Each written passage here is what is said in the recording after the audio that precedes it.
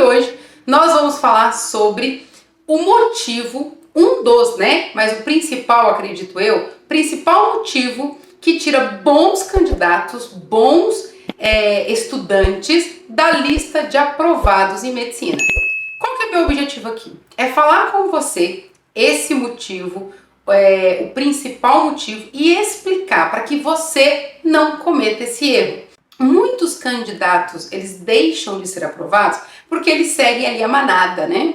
Débora, o que é seguir a manada? Ele segue o fluxo que todo mundo segue todo ano e que é o padrão e que tem que ser feito. Então o aluno ele pega ali o início do cursinho, o início do material e ele vai seguindo até o final. Por quê? Porque, gente, isso 90% ou mais, né? Sendo conservadora, 90% das pessoas estudam assim. Eu diria até que um pouco mais de 90%. E mais de 90% não passam.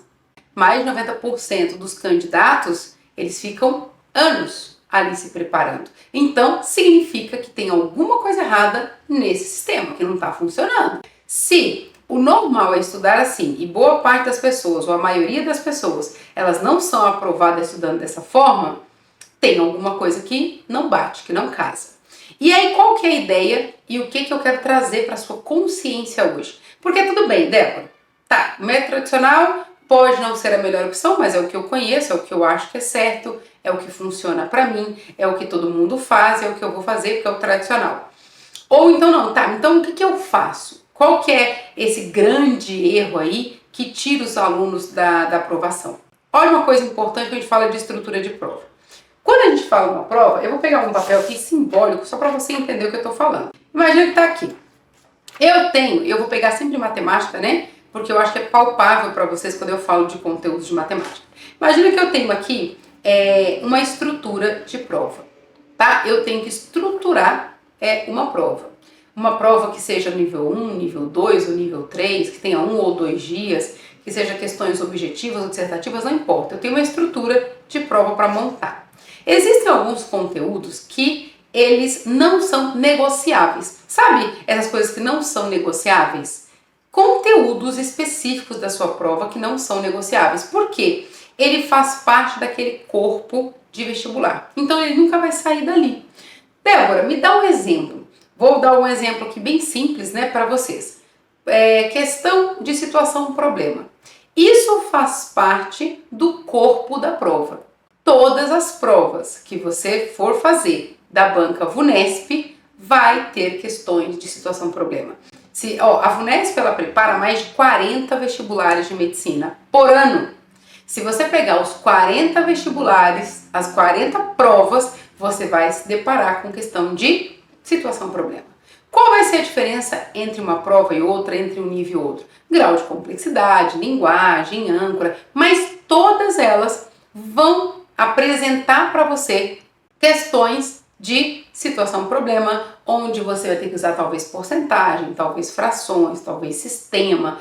Então isso significa o quê? Significa que faz parte do conteúdo base. Então eu vou pegar o seguinte, eu vou pegar uma prova X aqui qualquer, onde o conteúdo base representa pra gente 7 questões. Coloca aí. Então imagina só uma prova, coloca aí.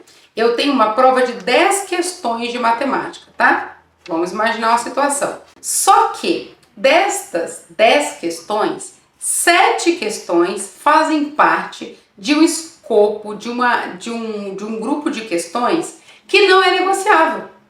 Aquelas questões, elas precisam estar na prova. Por quê? Porque faz parte da banca, faz parte dos valores, faz parte do princípio ali da organização, faz parte do conteúdo base por N motivos. Então aquilo não é tirado. Pode ser modificado um pouco aqui, depende do ano, mas aquilo não é tirado. Tudo bem? Tranquilo aí com relação a isso? Tem 7 ali conteúdos que são conteúdo base. Primeiro erro, né? E o segundo erro é uma continuação dessa, tá? O que o aluno, quando ele está se preparando para a medicina, onde ele está errando? Tá? O que tira esse aluno?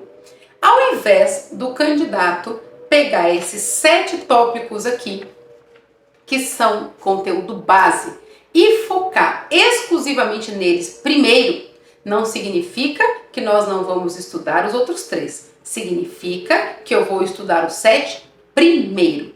Por quê? Eu tenho 10 questões. 7 eu sei quais são as matérias. Então, o que eu faço? Antes de me preocupar com 10, eu vou garantir 7. Débora, mas 7 não é suficiente para passar na faculdade que eu quero. Ok, só que 7 está mais próximo de 10 do que 0, né? Então, o que eu tenho que fazer? Eu preciso estudar e garantir, tá? Isso é uma coisa que eu falo muito para os meus alunos da mentoria. Errar conteúdo básico, eu tô te falando hoje, daqui a um ano vai cair na sua prova e você errou, não merece passar. Então tem conteúdos que são base, que vão estar na prova e a gente sabe disso. Então a gente garante, a gente estuda de forma que a gente garante aquelas 7 questões. Depois que eu faço isso, aí eu vou ver quais são as possibilidades das outras 3. Pode ser qualquer coisa? Não. Depende do vestibular, depende do nível, a gente tem uma previsão. Aí você estuda aqueles conteúdos que poderiam aparecer e garante ali. Tudo bem? É simples assim. Tá, Débora, esse é o principal erro? Não. Não, tem algo mais grave que isso. O que acontece geralmente? Então, dentro desse grupo de 10 questões, que eu tenho roteiro aqui, ó, tô com roteiro para preparar uma prova dentro de 10 questões, existem questões que, determinadas matérias, que aparecem em mais de uma questão. Aí é um erro grave do candidato. E fica essa dica para você. Olha para mim aqui, fica a dica. E ó, se você tá aqui, já curte o vídeo. Você gostou e tá gostando do conteúdo, então curte, se inscreve no canal, pelo amor de Deus, tá? Olha só, pensa no seguinte. Eu tenho 10 questões e eu vou exemplificar com matemática porque eu sei que é visual, é fácil para vocês entenderem o que eu tô falando. A gente poderia falar de biologia, de química, de física, de redação, de geografia, de história, qualquer outra, tem isso também. Mas eu falo de matemática porque é muito fácil identificar.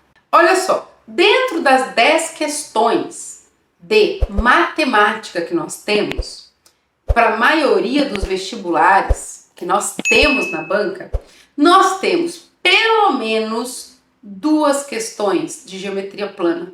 Nós temos geometria plana e uma de espacial, então nós temos aí dentro de geometria, nós temos aí aproximadamente 3 questões, 3 de 10. Então, gente, você concorda comigo que essa é uma matéria que eu não posso deixar para estudar no final? Não posso. Por quê? Porque eu estou garantindo 3 questões, de 2 a 3 questões em um único tópico. Eu tenho que fazer o quê? Estudar primeiro. Eu tenho que garantir essas questões. Quando eu bater o olho numa questão de geometria, plano espacial, é pegar e fazer. Porque eu tenho certeza que aquilo vai estar na minha prova. Então não é negociável errar, ok? Outro tópico importante, situação-problema. Você vai ter pelo menos 2 questões de situação-problema. Para agora e analisa o que eu estou falando. Eu estou falando que você ter pelo menos 2 questões de geometria, plano e espacial, de 2 a 3, e 2 situação-problema. Vamos supor que na pior das situações, nós tenhamos aí 2 de geometria e 2 situação-problema. Nós estamos falando de 4 de 10 em 2 tópicos de matemática.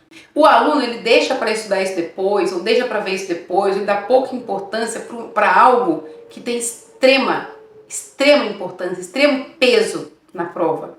Quando a gente fala de probabilidade combinatória, geralmente, não todas, mas boa parte das provas, nós temos uma questão de probabilidade e uma questão de combinatória. Nós já estamos falando de 6 questões de 10.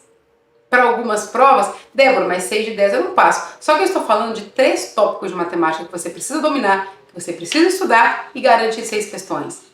É bom, né, gente? Fala sério. E assim, dessa forma que a gente está falando desses 3 tópicos, tem outros de matemática que vão aparecer que é certeza e que você consegue garantir. Débora, isso acontece com química também? Acontece. Débora, isso acontece com física? Sim. Isso acontece com biologia? Sim. Eu preciso não só estudar. Então se eu souber o conteúdo básico, conteúdo específico e critério de correção, eu passo? Olha, eu acredite numa coisa. Se você já souber o conteúdo base, o conteúdo específico e critério de correção, você já tem uma vantagem gigante perto da concorrência, tá? Aí nós vamos trazer aqui só os melhores, porque aí os bons sabem disso. O que separa, porque, gente, nem todo mundo vai passar, a gente sabe disso, né? A gente tá falando de medicina. O que vai separar aqui os bons, né? O que vai nivelar? o aluno que priorizou a coisa certa. Então, olha só, quais tópicos que eu vou começar estudando? Eu vou começar estudando matéria do primeiro, segundo e terceiro nessa ordem, nessa sequência, ou eu vou priorizar o que eu tenho certeza que vai cair na minha prova e o que vai cair com mais incidência? Isso é uma coisa lógica, certo? Então, o que eu preciso estudar primeiro, garantir primeiro? Aquele conteúdo que eu tenho certeza que vai cair na minha prova, de preferência aqueles que vão cair mais de uma vez. Tem duas questões, então eu preciso realmente entender essa matéria.